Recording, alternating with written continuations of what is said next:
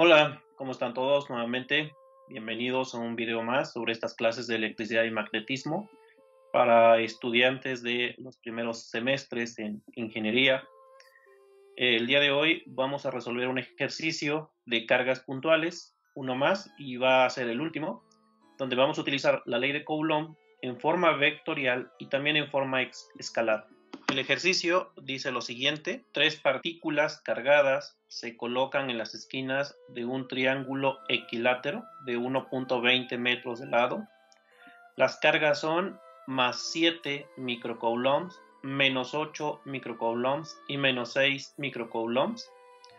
Calcula la magnitud y dirección de la fuerza neta en cada una de ellas debido a las otras dos. Ahí tenemos el sistema, son tres cargas puntuales, aunque aquí yo las representé como pequeñas esferas. Debemos siempre suponer que se trata de cargas muy pequeñas que las puedo considerar como si fueran puntos. Es un triángulo equilátero y ahí están los valores de las cargas. ¿Por dónde vamos a empezar? Primero, como el enunciado dice que debemos calcular la fuerza sobre cada una de ellas, vamos a empezar por alguna de ellas. Entonces dejemos que la manita seleccione y ha seleccionado la primera carga. Por lo tanto, vamos a calcular la fuerza neta sobre la carga Q1. ¿Qué es lo que vamos a hacer? Bueno, vamos a concentrarnos en la carga 1 y le vamos a preguntar: carga 1, ¿tú qué sientes? Y lo primero que me va a decir es: pues yo siento atracción por la carga 2, dado que somos de signos opuestos. Entonces ahí vamos a tener una fuerza que va a quedar obviamente sobre la línea que une las dos cargas, y a esa fuerza le voy a llamar la fuerza 1-2, la fuerza que siente la carga 1 debido a la carga 2. ¿Cómo vamos a determinar esta fuerza? Esta fuerza la vamos a determinar utilizando la ley de Coulomb, pero ahora en forma vectorial. ¿Cuál era la ley de Coulomb en forma vectorial? Les recuerdo, lo vimos ya en clases anteriores. Esta fuerza F12, y vean, ya voy a obtener el vector en componentes, es la constante K, o bien 1 entre 4 pi epsilon 0. También recuerden que esta K se puede cambiar por 1 entre 4 pi epsilon 0.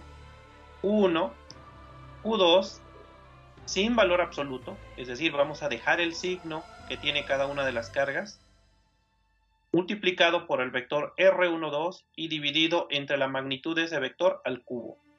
Aquí debemos preguntarnos qué era R12, y nuevamente recordando el video anterior o la clase anterior, R12 es un vector que siempre lo vamos a trazar de la carga que ejerce la fuerza sobre la carga que experimenta la fuerza.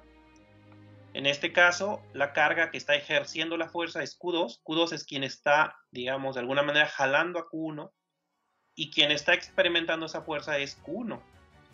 Así que el vector R12 lo vamos a poner como un vector que va de la carga 2 a la carga 1. Y ese sería el vector que tenemos que expresar en componentes, el vector R12. Para sacar las componentes de este vector, voy a trazar un triángulo rectángulo, que sería ese de ahí, cuya hipotenusa sería 1.2 metros. Este lado, si observamos, es la mitad del triángulo equilátero, de la base del triángulo equilátero. Por lo tanto, este lado medirá 0.6. Permítame llevar ese triángulo para acá. Y ahí tenemos. La hipotenusa es 1.2 y esto mide 0.6. Con Pitágoras podemos determinar el lado que tenemos aquí. Entonces, ahí yo los invito a que utilicen su calculadora para determinar cuánto mide este lado, y si lo hacen van a encontrar que mide 1.039. Ahora vemos que el vector que estamos buscando es un vector que va de la carga 2 a la carga 1. En este triángulo sería un vector que va de esta esquina a la esquina de arriba. ¿Cómo llegamos de esta esquina a esta otra esquina? Nos desplazaremos a la derecha, es decir, en X positivo, y luego nos desplazaremos en Y positivo, y esas serían las componentes de mi vector R12. En otras palabras, el vector R12 es 0.6i más 1.039j. Ese sería nuestro vector. La magnitud de este vector la pueden determinar elevando al cuadrado cada componente, sumándolas y sacando raíz cuadrada, o bien simplemente nos damos cuenta que la magnitud de este vector es este lado del triángulo, que mide 1.20. Entonces, esa sería la magnitud de nuestro vector R12. ¿Qué vamos a hacer? Vamos a sustituir todas las cantidades en esta ecuación, en la fórmula de Coulomb, en forma vectorial. Entonces, si sustituimos, ¿qué obtenemos? La constante K, la carga 1, la carga 2 con todo y su signo, la magnitud del vector al cubo, multiplicado todo eso por el vector, que es 0.6i más 1.039j, y todas las unidades son newton. Por ahí algunos me han preguntado que por qué no pongo las unidades al momento de sustituir en la ecuación. Bueno, porque ocuparía más espacio y entonces acá tengo espacio reducido. Por lo tanto, la combinación de las unidades de todas estas cantidades tienen que ser newton y nada más pongo newton al final. ¿Qué vamos a hacer ahora? Bueno, lo que vamos a hacer es primero notar que aquí he incluido el signo de la carga Q2. Ese sí se debe incluir aquí y no he puesto valor absoluto. Eso es importante. Cuando usamos la fórmula de Coulomb en forma vectorial, se pone las cargas con su signo apropiado. Primero lo que vamos a notar es que esta parte es un escalar y además pues ya lo podemos determinar con la calculadora. Así que los invito a que utilicen su calculadora y realicen estas operaciones que están aquí. Yo por aquí evidentemente ya lo tengo calculado y esa cantidad va a dar negativa y es menos 0.2916. Nos dio negativo porque la Q2 era negativa. Esa cantidad está multiplicando al vector R12. Como sabemos, un escalar que multiplica un vector, simplemente cada componente es multiplicada por el escalar. En este caso, el 0.6i va a estar multiplicado por menos 0.2916, de la misma manera la otra componente. Eso quiere decir que la fuerza F12 me va a quedar con componentes cuyo signo va a ser negativo. Entonces, si hacemos esa operación, obtendríamos que la fuerza F12 toma esta forma. Esa sería ya la fuerza 1,2 en componentes cartesianas. ¿Qué es lo que sigue? Lo que sigue ahora es analizar la fuerza que ejerce la otra carga, la carga 3, sobre la carga 1. ¿Cómo lo vamos a hacer? Bueno, vemos que son de signos opuestos, por lo tanto debe haber atracción. La carga Q1 va a sentir atracción por la carga 3 y le vamos a llamar la fuerza 1,3. Observen que esta fuerza la he trazado un poquito más cortito el vector que la otra, y es porque esta fuerza ejerce atracción pero con menor intensidad porque la carga es menor. Esta es de menos 6 y la otra es de menos 8. Todos esos detalles son importantes que los observen porque eso nos permitirá estar conscientes de lo que estamos haciendo, de que no solamente son operaciones, sino también pensar un poco más allá.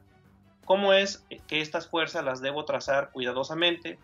Y esos detalles son importantes porque nos permitirán comprender de mejor manera el problema. ¿Cómo vamos a determinar esta fuerza F13? Pues de la misma manera, utilizará la ley de Coulomb en forma vectorial, que sería F13 es la constante, Q1, Q3, R13 al cubo, magnitud de R13 al cubo por R13. ¿Qué es el vector R13? Pues un vector que va de la carga que ejecuta la fuerza sobre la carga que la recibe. En este caso, quien está ejerciendo la fuerza es la Q3 y quien está experimentando esa fuerza es la Q1. Por lo tanto, debe ser un vector que va de Q3 a Q1. Entonces, el vector R13 sería este vector que estoy pintando acá. Sus componentes serían hacia la izquierda y hacia arriba. Si se fijan, pues son los mismos números. Sería 0.6. Recordemos que esta distancia era 0.6. Nada más que como aquí es a la izquierda, entonces es menos 0.6i. Y luego tenemos 1.039 hacia arriba, es decir, 1.039j. El vector R12 y R13 son muy parecidos, lo único que cambia es que la componente en X en este segundo vector es negativa. Obviamente la magnitud de este vector sigue siendo 1.20 metros, al igual que R12, y ahora ya nada más vamos a sustituir las cantidades en la fórmula de Coulomb. Si sustituimos, tenemos la constante K, la carga 1, la carga 3 con su signo, la magnitud del vector y el vector. Podemos realizar estas operaciones. Primero, como ya saben, esta primera parte la realizamos con la calculadora y además nos va a dar una cantidad negativa por este menos que tenemos aquí de la carga 3. Entonces, si lo hacemos, obtenemos menos 0.2188 multiplicando al vector R13. Nuevamente, puesto que esta escalar, esta magnitud que está multiplicando al vector tiene signo negativo, lo que va a ocurrir es que las componentes del vector se va a invertir su signo. Esta va a quedar positiva y la otra va a quedar negativa. Y además hacemos las operaciones y obtendríamos lo siguiente, que la fuerza 1,3 toma la siguiente forma. Hasta ahí ya tenemos las dos fuerzas que están actuando sobre la carga 1.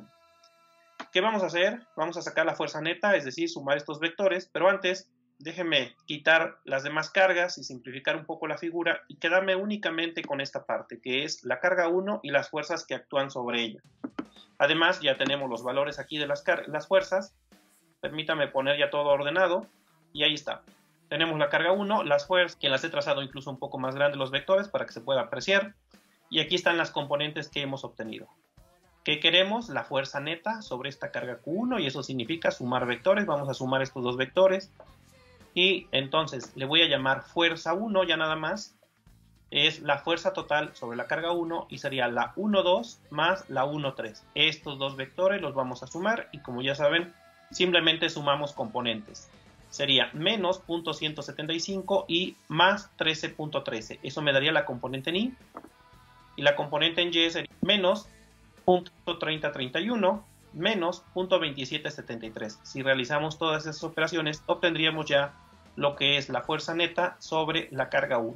Como el ejercicio dice calcule la magnitud y dirección, la forma en que tengo el vector es en componentes, así que lo tengo que expresar en forma polar, porque recuerden que cuando me piden magnitud y dirección, en realidad me están pidiendo el vector en forma polar, y yo lo tengo en componentes.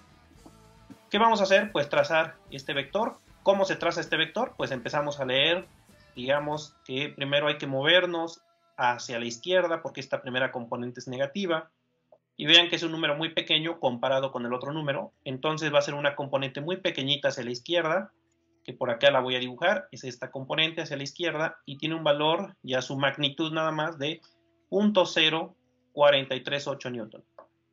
Luego tenemos que en Y hay que movernos hacia abajo, es decir, hay que trazar una componente hacia abajo a partir de esta, y tiene un valor de 0.5304, es mucho más grande que la otra, entonces va a quedar una componente así, y su magnitud es 0.5304 newton.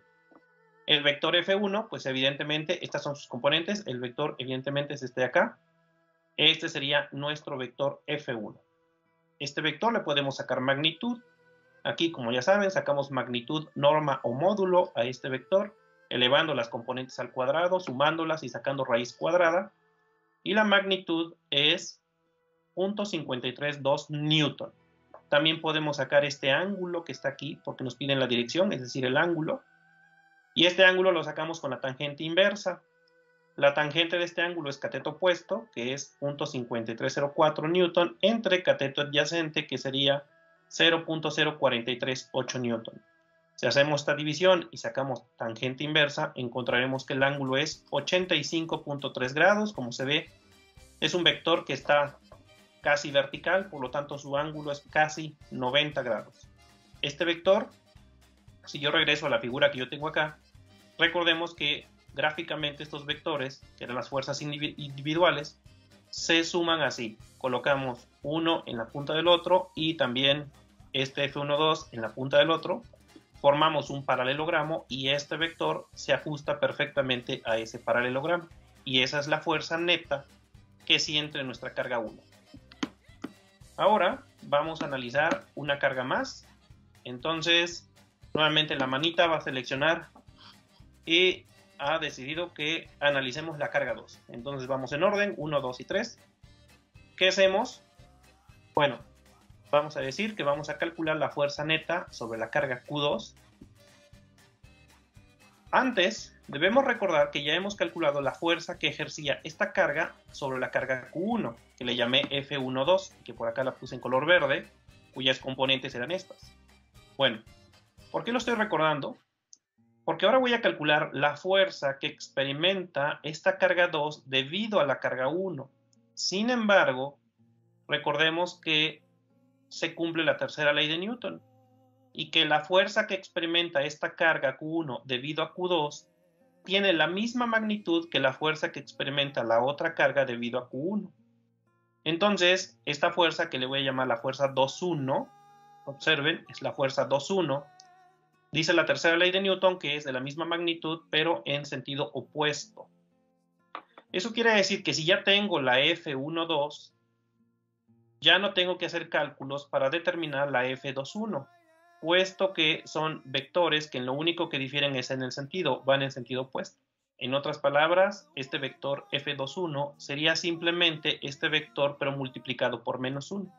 Recuerden que para cambiarle el sentido a un vector, lo único que tengo que hacer es multiplicar por -1. Como yo ya tengo el vector F1.2, lo voy a multiplicar por -1, y al multiplicar por -1, lo que van a pasar es que estas componentes que me habían quedado negativas, ahora van a cambiar su signo y serían positivas. Y ese sería nuestro vector F2.1. Así que el F2.1 sería simplemente .175i más .3031j. Con esto me he ahorrado algunos cálculos para no tener que determinar desde cero esta fuerza 2.1. Ahora vamos con Q2 y Q3. Como son del mismo signo, ambas son negativas, Q2 está experimentando repulsión debido a Q3. Entonces, la fuerza que experimenta Q2 es esta fuerza que le llamó la fuerza 2.3. Esta fuerza, como ya sé que su dirección y sentido es hacia la izquierda, es decir, solamente tiene componente en X, no tiene componente en Y, no necesito aplicar la ley de Coulomb en forma vectorial. Lo único que me falta es la magnitud. Ya tengo la dirección y sentido, es hacia la izquierda, hacia -i. Entonces voy a usar la ley de Coulomb pero en forma escalar, justamente para que practiquemos las dos formas de determinar una fuerza, tanto la forma vectorial como la forma escalar.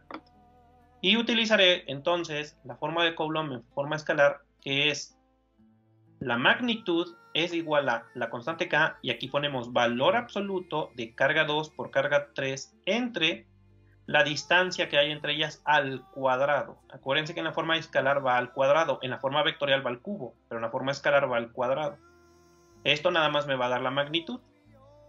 La distancia entre ellas es 1.20, y entonces podemos sustituir los valores y nos quedaría que la magnitud de F2.3 es la constante K, la carga 2, la carga 3, dividido entre la separación entre ellas al cuadrado, y todo eso debe dar Newton. Vean que no era necesario poner valor absoluto, dado que las dos son negativas, entonces al multiplicar va a dar positivo. Y tengo que la magnitud me queda un número positivo. Si realizamos esas operaciones, ahí lo pueden checar con su calculadora, obtendrán un valor de 0.30 Newton. Para expresar este vector en componentes, como va hacia la izquierda, sería menos 0.30i más 0j. Newton. Ahora ya tenemos las dos fuerzas que actúan sobre la carga Q2, por lo tanto, permítanme nada más concentrarme en Q2, voy a borrar todo lo demás y voy a dejar las dos fuerzas ya en componentes. Aquí está. Entonces tenemos la 2.1 y tenemos la 2.3. Ahora vamos a sacar la suma de esos vectores, sumaríamos .175 menos .30 y .3031 más 0. Si hacen estas operaciones, la fuerza neta que actúa sobre la carga 2, es decir, la F2, sería simplemente menos .125i más .3031j. Esa sería la fuerza neta que está actuando sobre nuestra carga 2. Nuevamente, como piden magnitud, vamos a trazar este vector. Es una componente hacia la izquierda, así que primero nos movemos hacia la izquierda, y ahí está la primera componente, .125, aquí nada más puse su magnitud, obviamente ya aquí la dirección y sentido está en la flecha. Y luego tenemos .3031 hacia arriba, es decir, hacia J positivo. Entonces, esta es la otra componente. Y por lo tanto, el vector F2 es este que está aquí. Este es el vector F2. Ya podemos sacar la magnitud de este vector, elevando al cuadrado cada componente y sumándolas, sacando raíz cuadrada a esa cantidad. La magnitud es 0.328 newton. También podemos obtener este ángulo de aquí, usando la función tangente, que sería cateto opuesto entre cateto adyacente. Acá está, cateto opuesto entre cateto adyacente. Hacemos las operaciones, sacamos tangente inversa y resulta que el ángulo es 67.6 grados. Ese es este ángulo de acá. Gráficamente, acá en la figura original, pues podemos poner los vectores, los dos vectores de manera individual, formamos el paralelogramo. Y ahora este vector quedaría exactamente ahí en el paralelogramo. Y esa es la fuerza total que actúa sobre la carga 2. Finalmente nos falta la carga 3, entonces ahora vamos con la fuerza neta sobre la carga 3. Aquí ya no vamos a tener que calcular las fuerzas, puesto que vamos a aplicar lo mismo que hemos hecho en cálculos anteriores. Primero recordar que en la carga 1 experimentaba una fuerza de atracción a la que le llamé F13 y cuyas componentes eran las que estoy aquí poniendo. Bueno, entonces, por tercera ley de Newton, la carga 3 va a sentir también atracción por la carga 1 y va a sentir una fuerza a la que le voy a llamar la fuerza 3,1. Y como ya hemos visto, estos vectores, en lo único que difieren es que este vector 3,1 se obtiene multiplicando por -1 el vector que tenemos acá arriba. Es decir, para cambiarle el sentido a este vector, simplemente hay que multiplicarlo por -1. Si esta cantidad la multiplico por -1, obtendríamos que la fuerza 3,1 es menos 0.1313i más 0.2273j. De esa forma ya tengo la fuerza que ejerce la carga 1 sobre la carga 3. Por otra parte, también recordamos que la carga 2 experimentaba una fuerza de repulsión debido a la carga 3. De manera similar, la carga 3 experimenta repulsión por la carga 2. Entonces va a experimentar una fuerza pero en sentido contrario. Y esa sería la fuerza 3,2.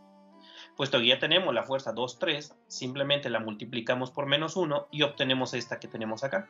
Así que la fuerza 3,2 sería 0.3 y 0j.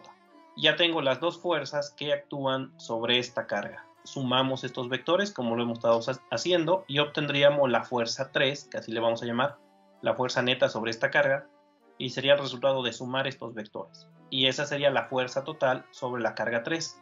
Acá ya lo tenemos de manera separada. La carga 3 experimenta estas dos fuerzas debido a las otras dos y la fuerza neta sería este vector. Si trazamos este vector, es una componente a la derecha de 0.1687, ahí está la primera componente, y luego una componente hacia arriba de 0.2273. De esa manera la fuerza 3 sería este vector que tenemos aquí. Se puede determinar la magnitud. Usando Pitágoras, determinamos la magnitud de este vector, que es 0.283 newton, y también podemos determinar este ángulo con la tangente, sería cateto opuesto entre cateto adyacente, 0.2273 entre 0.1687, y con la tangente inversa obtendríamos que el ángulo es de 53.4 grados. Entonces, ya para finalizar con esta carga, podemos acá formar el paralelogramo. Esta fuerza F3 sería justamente este vector que tenemos acá. Esas serían las fuerzas que actúan sobre las tres cargas. A manera de resumen, voy a presentar ya los resultados, todos ordenados. Teníamos que originalmente el problema era la configuración de las cargas es esta. La carga 1 experimentaba una fuerza a la que le llamamos F1, que iba en esta dirección. Su magnitud de esa fuerza nos dio 0.532 newton.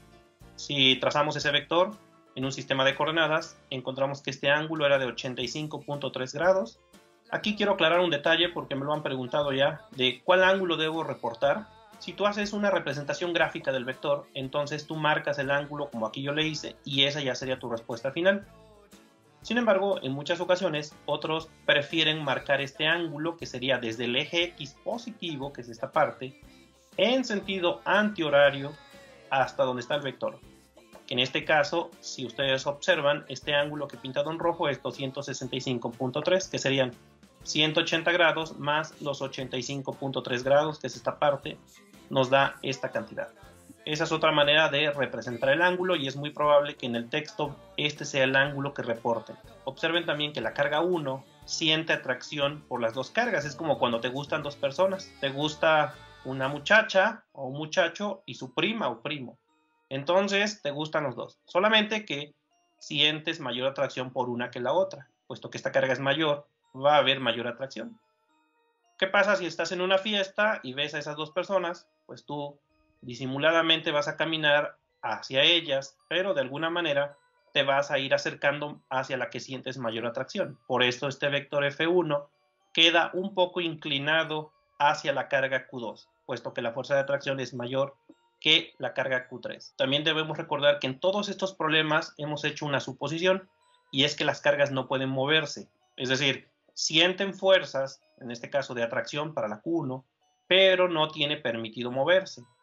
Si nosotros le permitiéramos moverse a esta carga Q1, ella se movería a lo largo de esta línea de acuerdo a lo que dice la segunda ley de Newton, que la aceleración siempre va a ocurrir hacia donde va la fuerza neta. En este caso sería sobre este vector. Para la carga 2 también determinamos la fuerza a la que le llamamos F2. Su magnitud es de 0.328 newton. Podemos poner un sistema de coordenadas y trazar ese vector, que sería este de acá. El ángulo que determinamos es este de acá, que nos dio 67.6 grados, pero nuevamente, si quisieran reportar el otro ángulo, sería este ángulo que está hasta acá, que tiene un valor de 112.4 grados. Y nuevamente puede ser que en el texto esta sea la respuesta que aparezca. Finalmente, la carga 3 experimentaba una fuerza hacia allá, a la que le llamamos F3, su magnitud 0.283, y el ángulo sería este de aquí que marcamos, que sería 53.4 grados. En este caso, pues el ángulo que calculamos sería exactamente el que normalmente reportamos a partir del eje X positivo, entonces ese ya sería el ángulo. De esa manera ya tenemos las respuestas a lo que pedía el ejercicio, que era la magnitud y dirección de cada una de las fuerzas sobre las cargas. Entonces, con eso concluimos el ejercicio. Hasta aquí lo vamos a dejar. En la siguiente clase empezaré a trabajar con cargas distribuidas, es decir, ya no van a ser cargas puntuales, sino cargas que están distribuidas sobre algún objeto. Que tengan buen día, cuídense.